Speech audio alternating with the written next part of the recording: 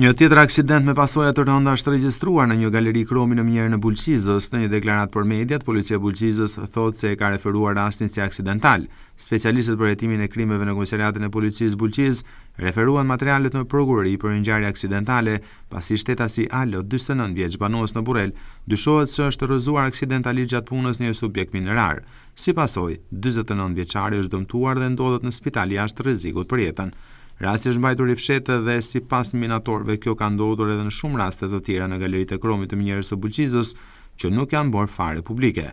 Gjithashtu në deklaratën e policisë nuk jepet asnjë detaj për subjektin se ku ka ndodhur ngjarja.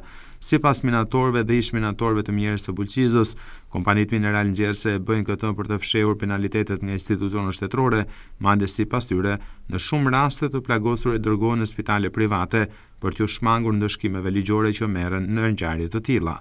Ndërkohë mësohet se për plagosjen e minatorit kanë nisur hetimet nga Inspektoriati Kombëtar i Mbrojtjes së në Punë dhe Autoriteti Kombëtar për Sigurinë dhe Emergjencat në Minjera.